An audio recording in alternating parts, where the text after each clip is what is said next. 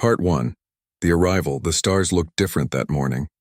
Captain Hyunwoo stood on the bridge of the battlecruiser Indomitable, staring at the massive alien ships that had appeared overnight.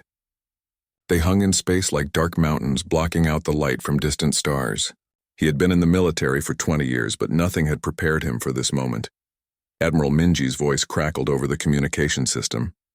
She sounded calm, but Hyunwoo knew her well enough to hear the tension underneath. All ships maintain defensive positions. Do not fire unless fired upon. We need to understand what we're dealing with. The alien fleet consisted of 30 warships, each one 3 times larger than Earth's biggest vessel. Their hulls were made of some dark metal that seemed to absorb light. Strange symbols glowed along their sides, pulsing like a heartbeat. Humanity had always wondered if they were alone in the universe. Now they had their answer, and it wasn't a friendly hello. Dr. Yuna sat in her laboratory deep beneath the surface of the moon, watching the same scene on her monitors. Her hands moved quickly across the holographic displays, analyzing every detail of the alien ships. She had spent the last 5 years working on classified weapons projects, things that the public didn't know existed. Now she wondered if any of it would be enough. The communication came at exactly noon Earth time. The alien transmission cut through every frequency, appearing on every screen across the planet. The creature that appeared was tall and covered in thick scales. Its eyes were yellow and cold. When it spoke, the translation software turned its words into something humans could understand. I am Overlord Thane of the Vrexian Empire. Your world has been selected for integration into our domain. You have primitive technology and limited military capability. Resistance is pointless. You will surrender control of your planet within 72 hours. If you refuse, we will destroy your cities one by one until you comply. This is your only warning. The transmission ended. For a moment, the entire planet seemed to hold its breath. Then the chaos began. People flooded the streets, some panicking, others angry. Governments held emergency meetings. Religious leaders called for prayer. Scientists like Yuna worked frantically to find solutions. Admiral Minji called an emergency meeting with her top officers. Captain Hyunwoo attended via video link from his ship. Also present were Lieutenant Jiwon, a tactical genius who had risen through the ranks faster than anyone in history, and young pilot Dae Hyun, who had been called in because of his unconventional thinking. Options, Minji said simply, looking around the virtual table. I want to hear everything, no matter how crazy it sounds. Jiwon spoke first. Our ships are outmatched. Their shields can withstand our strongest weapons. Their plasma cannons can destroy our vessels from distances we can't even reach. In a straight fight, we lose, badly. Daehyun leaned forward. Then we don't fight straight. We've been studying their formations. They fly in precise patterns like they're following a rulebook. Maybe we can use that against them. Hyunwoo nodded. He's right. They're arrogant. They think we're insects. That gives us an advantage if we're smart about it. Admiral Minji sat back in her chair. She was quiet for a long moment, and then she said something that surprised everyone. Activate Protocol Midnight. The room went silent. Protocol Midnight was a legend, something people whispered about but nobody really believed existed. It was supposed to be Earth's final contingency plan, a last resort for when humanity faced extinction. Admiral, Jiwon said carefully, Protocol Midnight is just a rumor, isn't it? I mean, there's no actual— It's real, Minji interrupted. And it's been ready for 15 years. We knew this day might come. We prepared for it. She looked at each of them in turn. What I'm about to tell you is classified at the highest level. If any of you repeat this before I give authorization, you'll spend the rest of your life in prison. Understood? They all nodded. Good. Dr. Yuna and a team of scientists have been working on weapons that don't exist in any official record. Things that push the limits of physics. Things that most people would say are impossible. We're going to show the Vrexians that humanity doesn't give up easily. On the moon, Dr. Yuna received the authorization code. Her fingers trembled slightly as she entered it into the system. Doors that had been sealed for years opened with a hiss. Inside were weapons that looked like they belonged in science fiction. The Graviton Disruptor, capable of creating artificial gravity wells. The Quantum Shredder, which could tear apart matter at the molecular level. And the Titan platforms, massive weapons hidden inside asteroids throughout the solar system. Back on Earth, people watched the news with growing fear. The 72-hour deadline was counting down. Families held each other. Soldiers reported to their posts. In cities around the world, People looked up at the sky and wondered if they would see tomorrow. The Vrexians, meanwhile, were confident. Overlord Thane stood in his command chamber, watching the primitive humans scurry around their tiny planet. He had conquered 40 worlds. This would be the easiest yet. The humans had fusion drives that were centuries behind Vrexian technology. Their weapons were laughable. Their ships were slow and clumsy. "Overlord," one of his officers said, "should we be concerned about the ships taking defensive positions? Some of them are moving into unusual formations." Thane laughed, a harsh sound that made the officer flinch. "Concerned? About what?" "They're like children playing with toys. Let them position their ships however they want. When the deadline passes, we'll sweep them aside like dust." But one of Thane's science officers was not so sure. She had been studying Earth's transmissions, learning about human history. What she found disturbed her. These humans had spent their entire existence fighting each other. They were violent, unpredictable, and refused to follow logical patterns. They had survived ice ages, plagues, and 2 world wars that nearly destroyed them. They were like cockroaches, impossible to kill. She tried to tell Overlord Thane her concerns, but he dismissed her. "You're overthinking this," he said. "Yes, they're violent. Yes, they fight each other. But they're still primitive. We have technology they can't even imagine.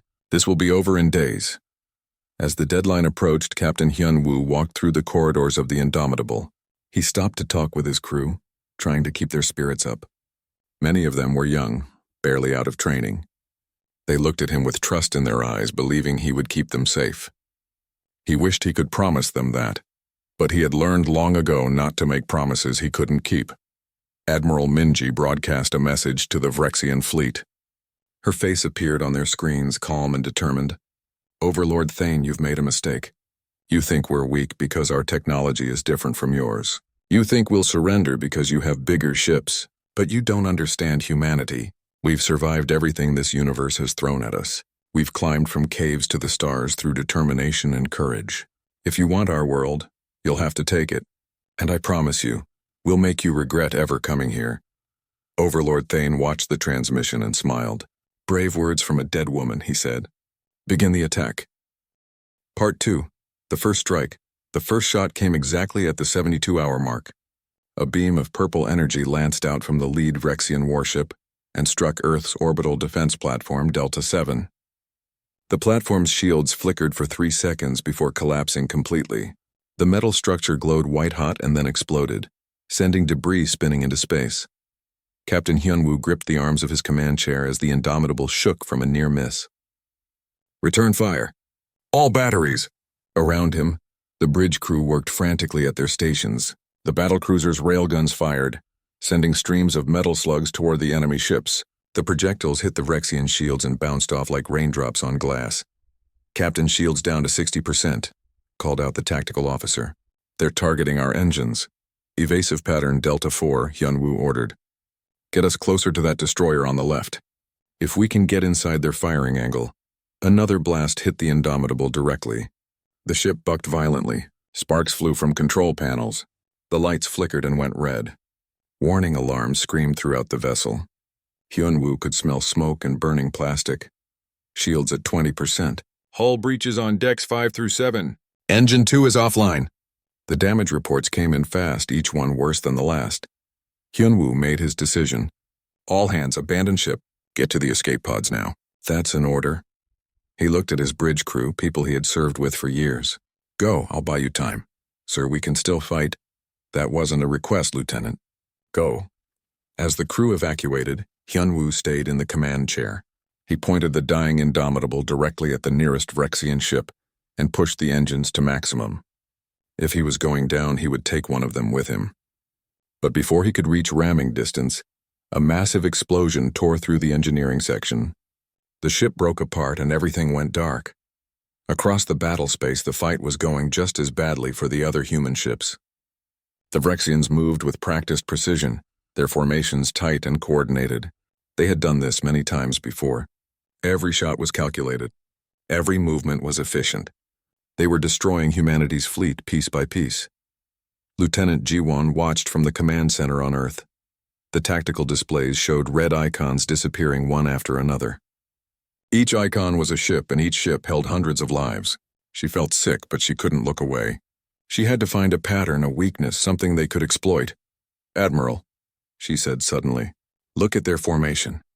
They keep exactly 100 kilometers between ships. It never varies. They're following some kind of standard doctrine." Admiral Minji leaned forward. And doctrine is predictable.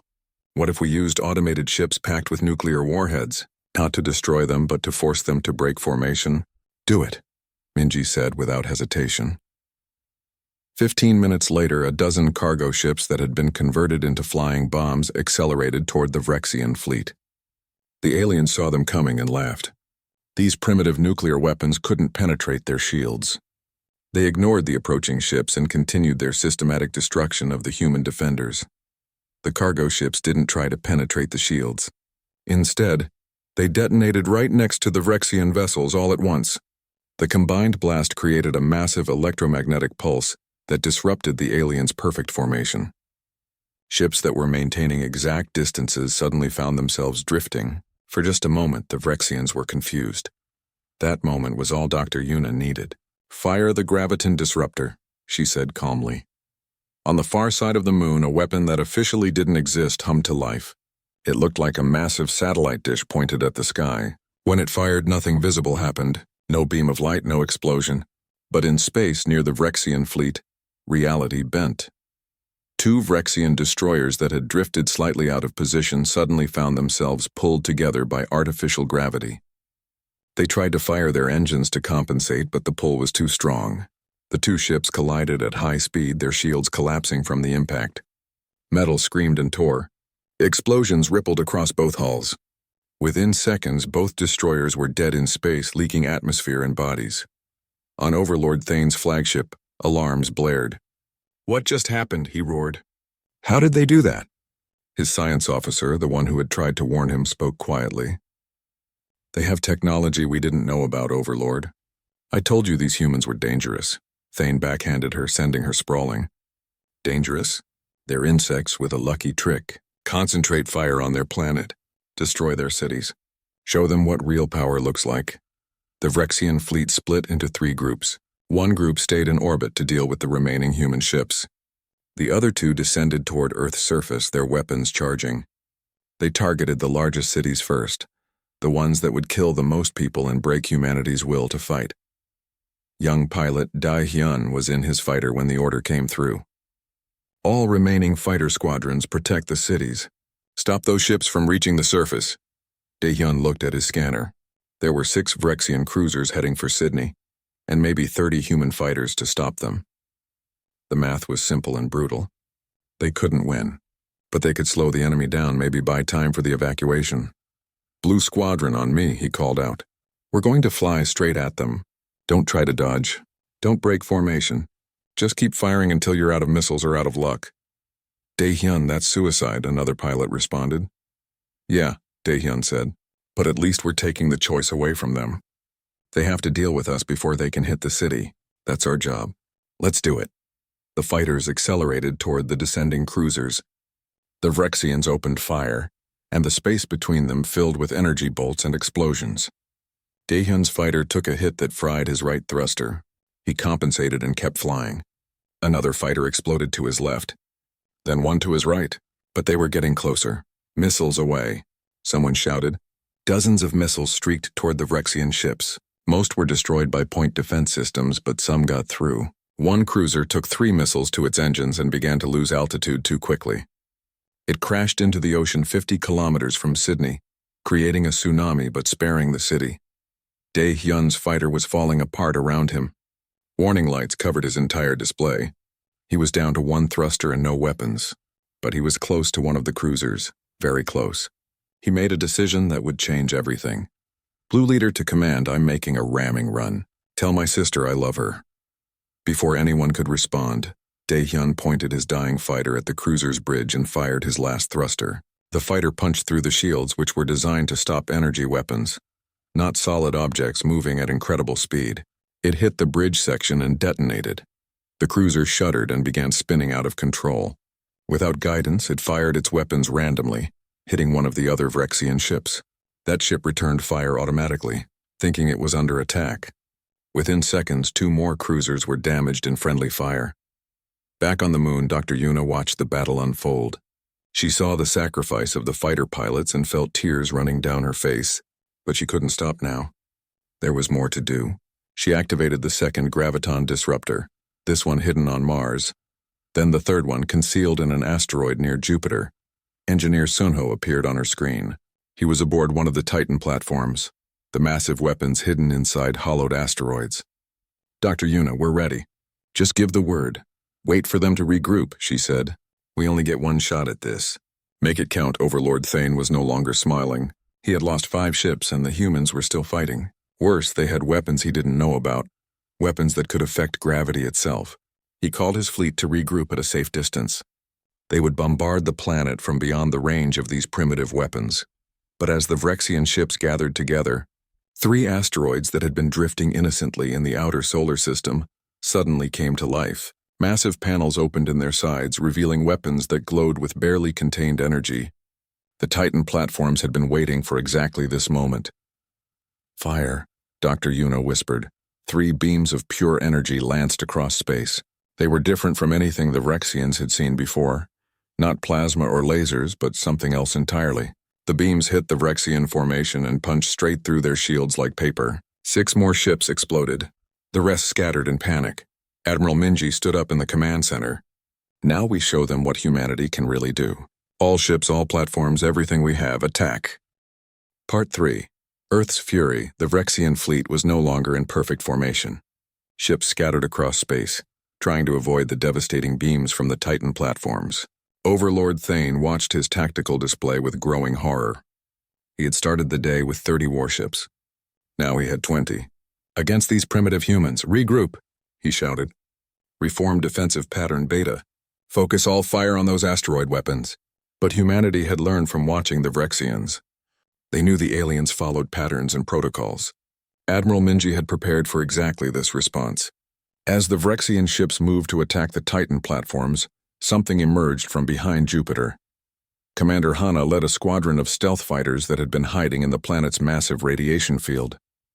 The radiation had masked their signatures perfectly. Now they came out like angry hornets, small and fast and deadly. The Vrexians had been so focused on the big weapons that they had forgotten to watch for the small ones. Blue team, target their engine clusters, Hana commanded. Red team, go for their communication arrays. Gold team, you're with me. We're taking out their flagship sensors. The stealth fighters were different from normal human ships.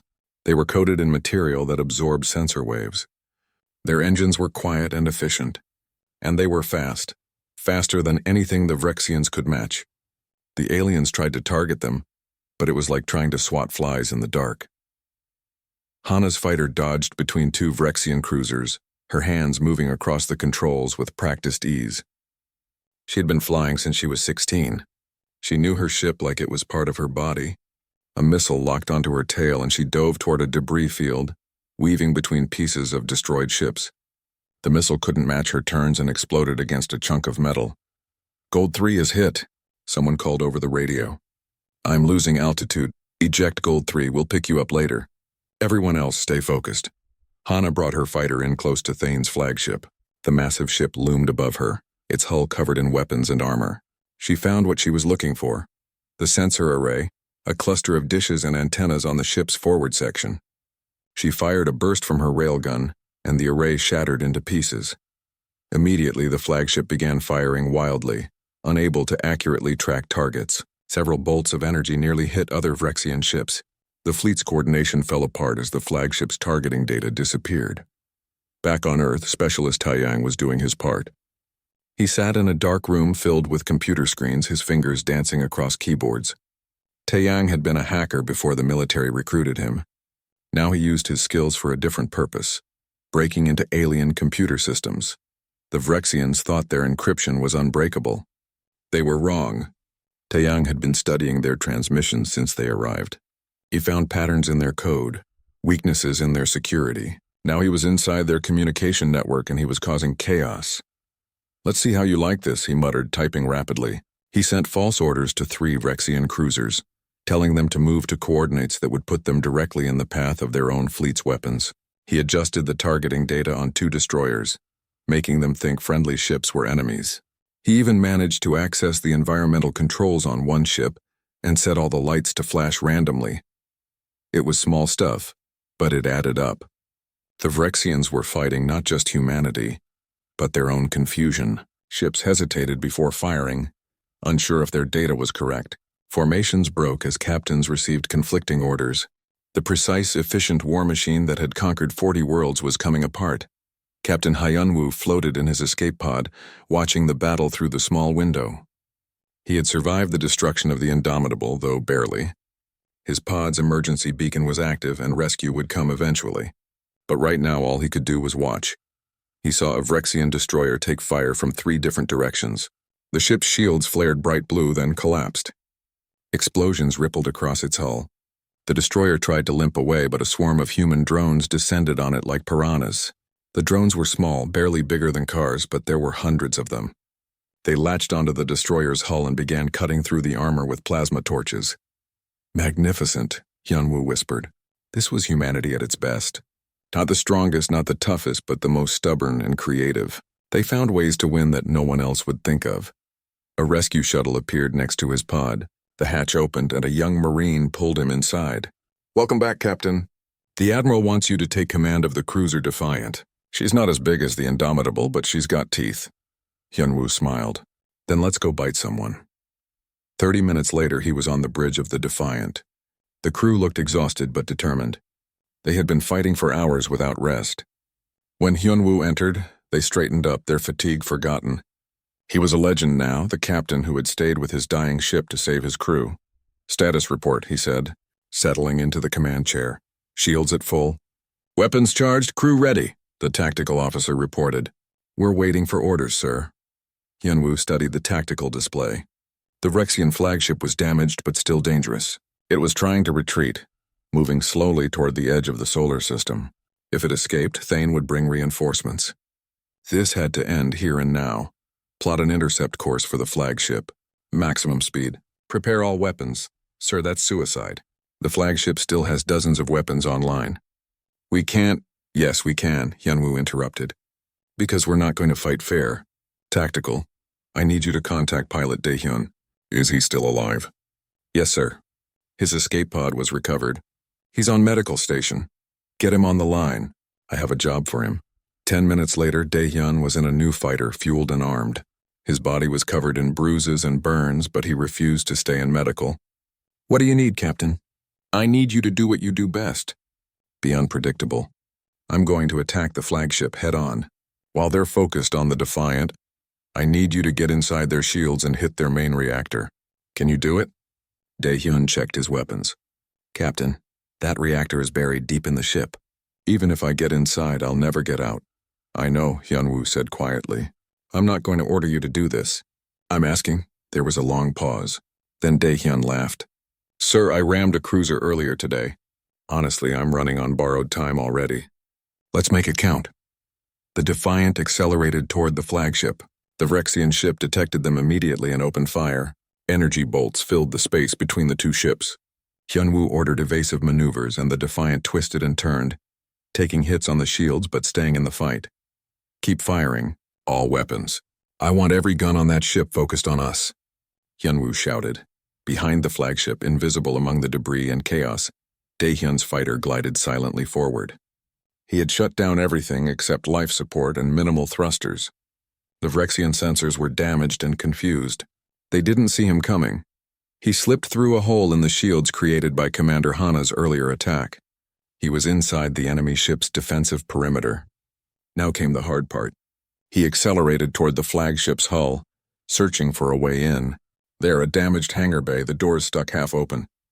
He flew through the gap with centimeters to spare. Inside the ship, alarms blared. Vrexian security forces rushed toward the hangar.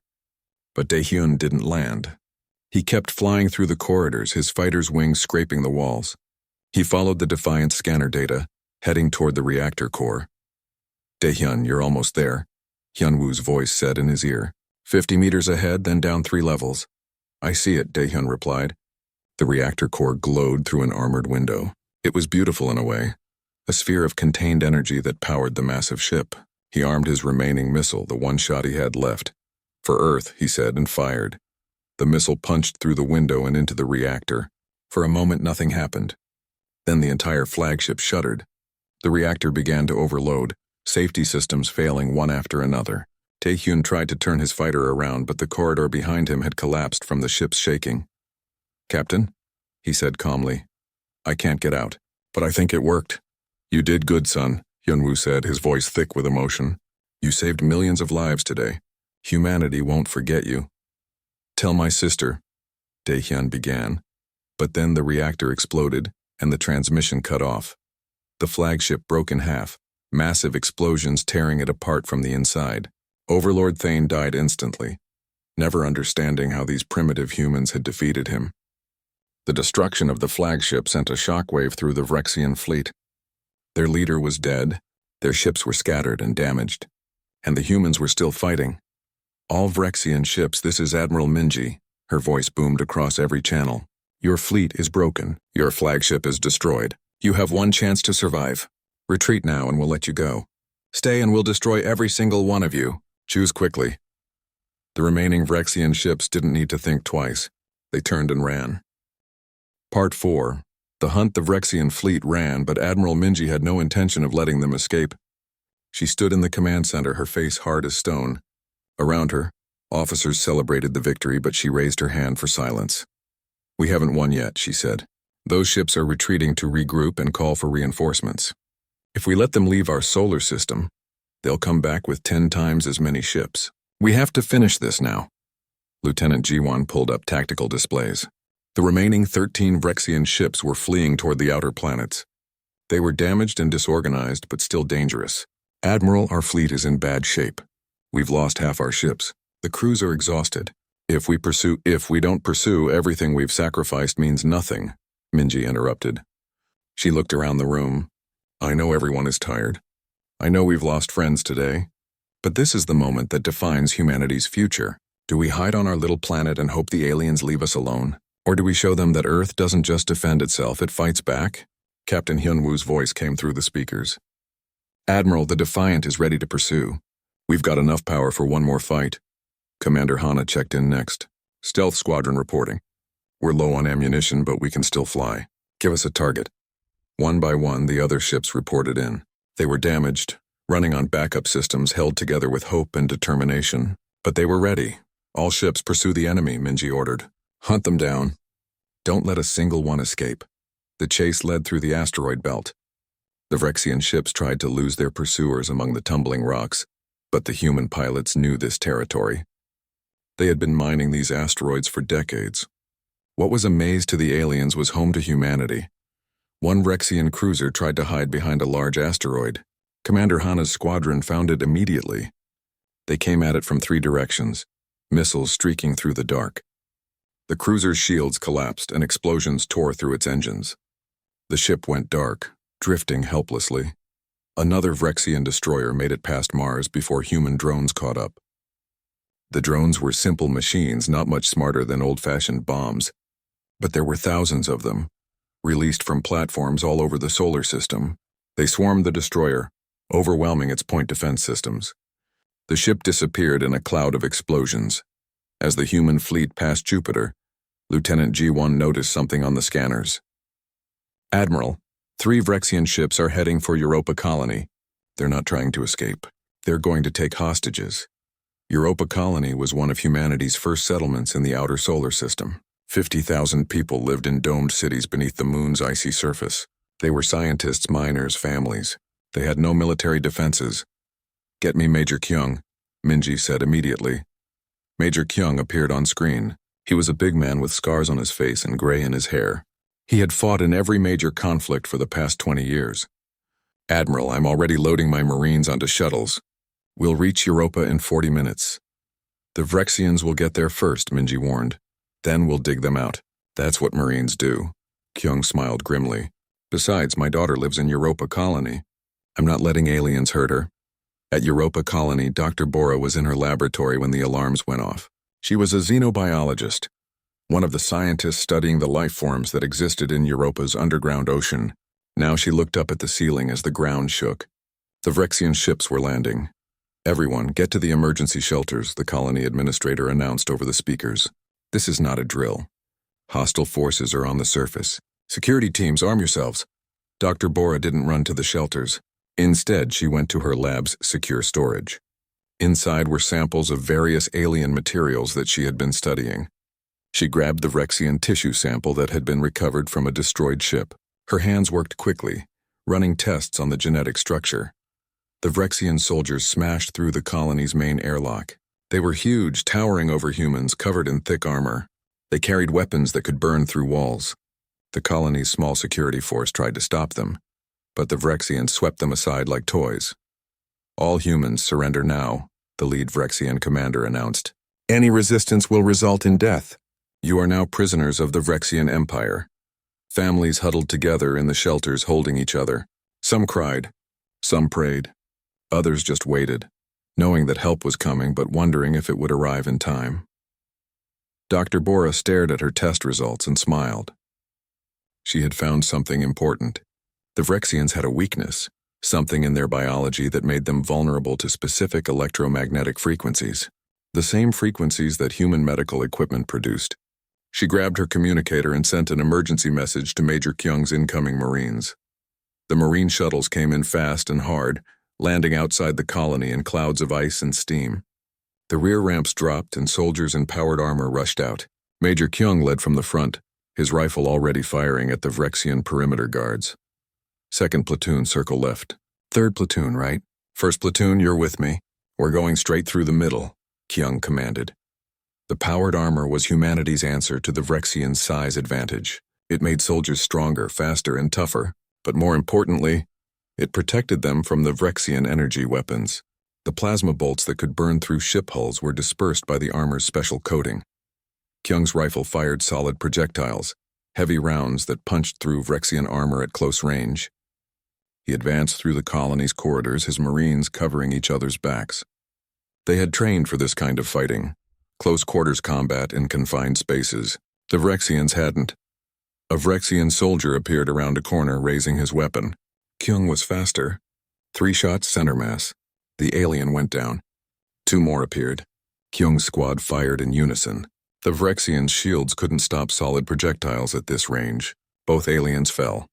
Major Kyung, this is Dr. Bora, a voice said in his helmet. I've discovered a weakness.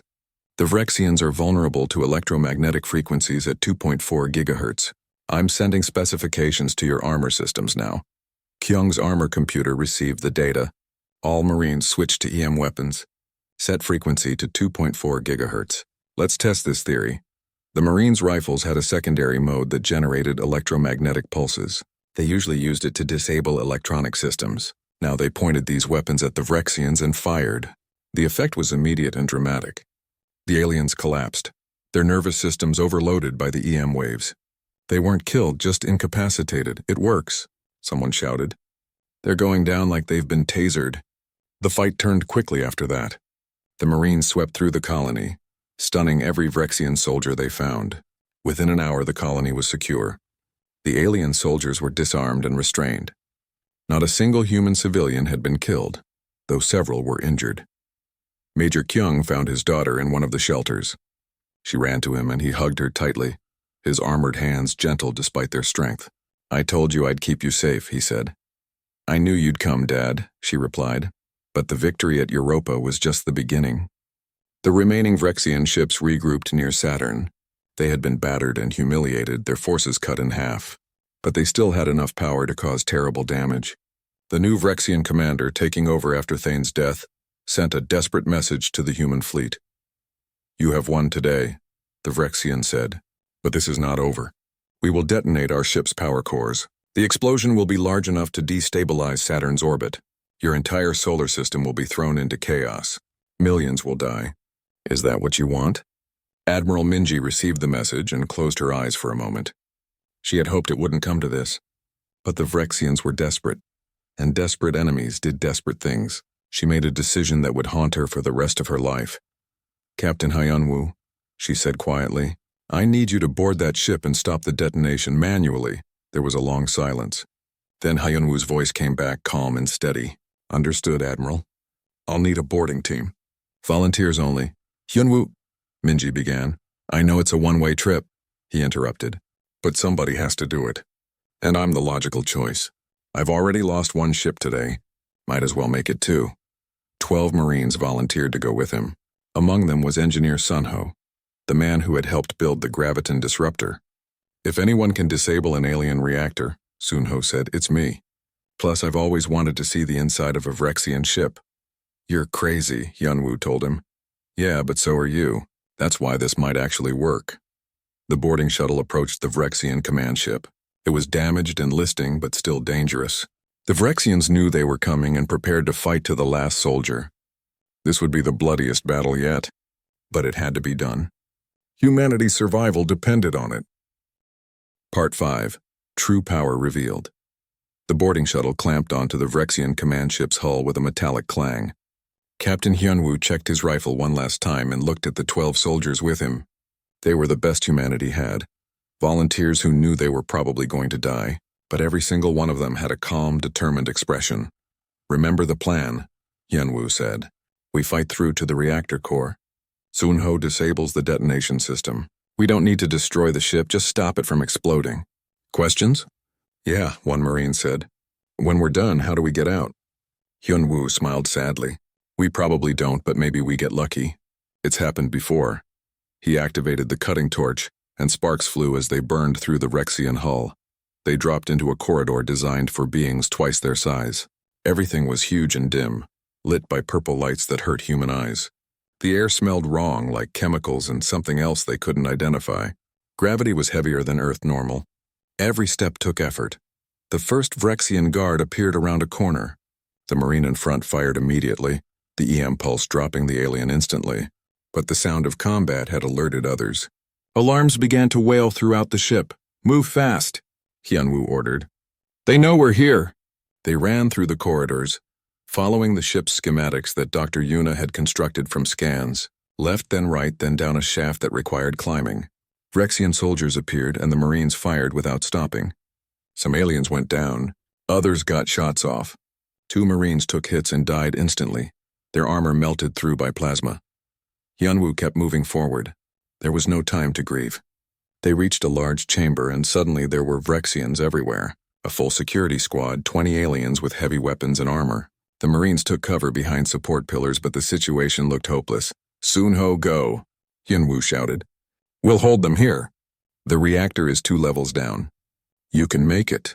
I can't leave you. You have to. That's an order, go. Sunho ran while the Marines laid down covering fire. Hyunwoo fought beside his soldiers, firing in controlled bursts, making every shot count. They were outnumbered 4-1, but they had the element of desperation. They weren't trying to win. They were just trying to buy time. One by one, the Marines fell. Hyunwoo took a plasma bolt to the shoulder and felt his entire left side go numb. He switched his rifle to his right hand and kept firing. 6 Marines left, then 4, then 2. Captain, we can't hold much longer, the soldier next to him shouted. We don't have to hold. We just have to wait. Hyunwoo checked his wrist display. Sunho should be at the reactor by now. Just a little longer. 2 levels down, Engineer Sunho burst into the reactor chamber. It was enormous, the ceiling disappearing into darkness above. The reactor itself was a massive sphere suspended by magnetic fields, glowing with barely contained energy. Around it, Vrexian engineers worked frantically at control panels, trying to override the safety systems and cause a detonation. Sunho raised his rifle and fired. The EM pulse dropped 3 engineers instantly. The others spun around, surprised by the human's appearance. One reached for a weapon and Sunho shot him too. The last engineer ran, disappearing into the shadows. Okay, Sunho muttered to himself, approaching the nearest control panel. Let's see what we have here. The controls were alien, but energy is energy. Physics is physics. He could read the power flow diagrams even if he couldn't read the language. There, that was the containment field. And that was the cooling system. And that cluster of readouts was definitely the detonation sequence counting down. 12 minutes left. Sunho's hands flew across the controls, trying combinations of commands. The Vrexian engineers had locked out most functions, requiring passwords or biometric scans that he didn't have. But they had been in a hurry, and haste makes people sloppy. He found an emergency maintenance override and activated it. 6 minutes left. Come on, he whispered.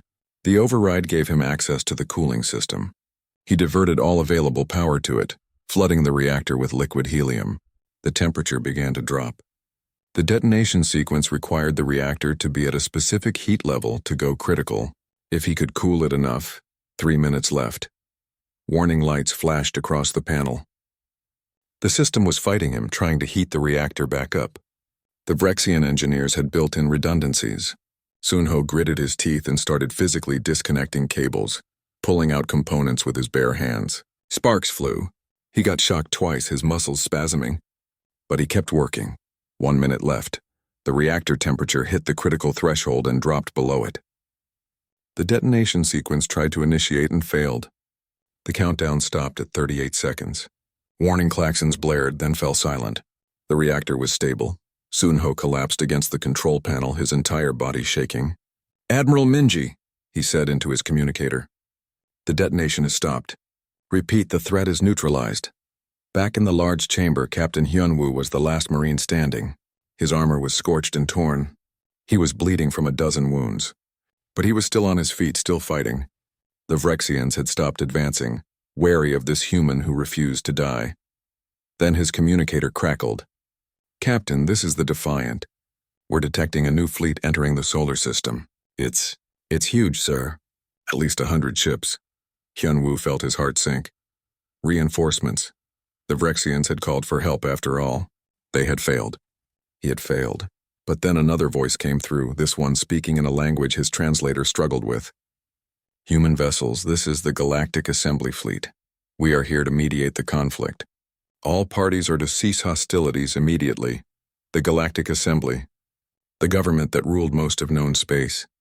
Hyunwoo had heard rumors of it, but never thought humanity would meet them. Not like this. On Earth, Admiral Minji stood in the command center, staring at the massive fleet that had appeared. These ships made the Vrexian vessels look tiny. They were ancient and powerful, representing civilizations that had been traveling the stars for millions of years. "Admiral Minji of Earth," the Assembly representative said, "we have been monitoring your conflict with the Vrexian Empire.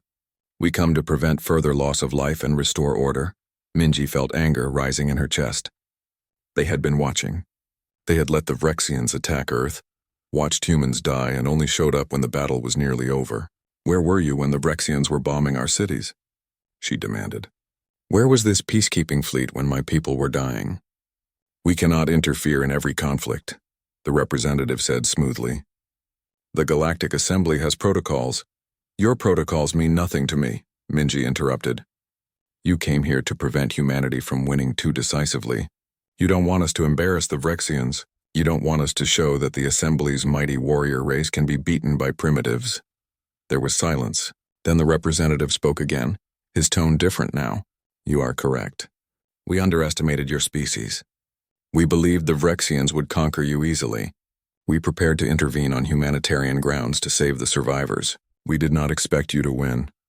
"We're full of surprises," Minji said coldly. She made a decision that would change everything. She opened a broadcast to every ship in the solar system, human and alien alike. This wasn't just for the Assembly representative. It was for every civilization that could hear her.